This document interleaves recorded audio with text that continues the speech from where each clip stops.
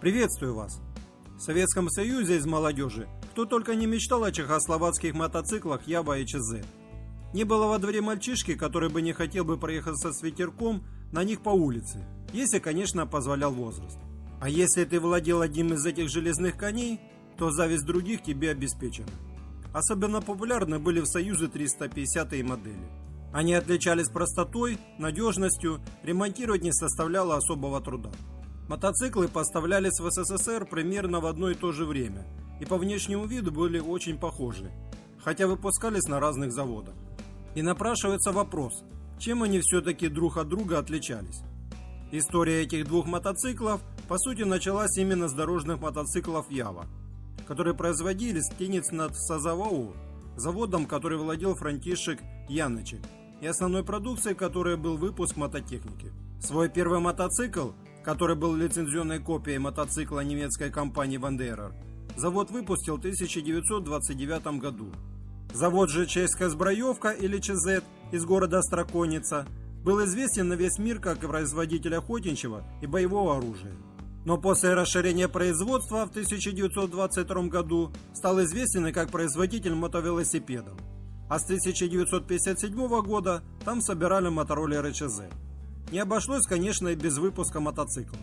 Но так как предприятия после войны были национализированы, то главным заводом чешского мотопроизводства выбрали, конечно же, Яву.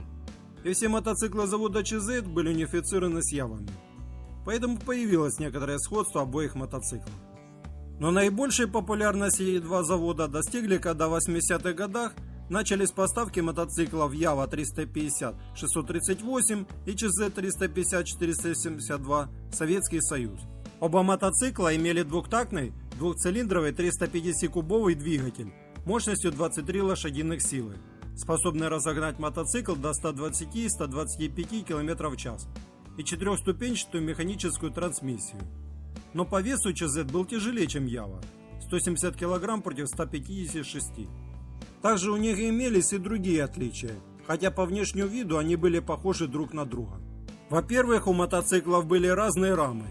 У ЧЗ конструкция рамы менее жесткая, одинарная. При скорости свыше 100 км в час появлялась характерная вибрация.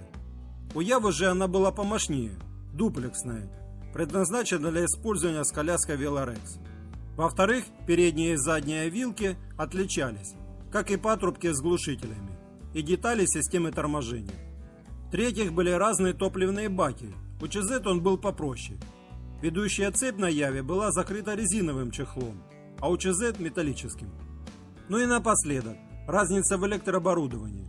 У Явы оно 12-вольтное, а на ЧЗ устанавливали 6-вольтное, что позволяло легко завести с толкача при севшем аккумуляторе. Да и Ява по ходовым качествам была лучше, чем ЧЗ. Но советская молодежь не смотрела на эти различия. Их вполне устраивал что один, что другой. И оба мотоцикла заслуживают большого уважения, ведь в свое время они произвели настоящий фурор в мире мотоиндустрии Советского Союза. Если мой ролик вам понравился и был полезен, не забываем ставить лайк под этим видео. Также приветствую ваши комментарии. Желаю вам всего хорошего, до новых встреч!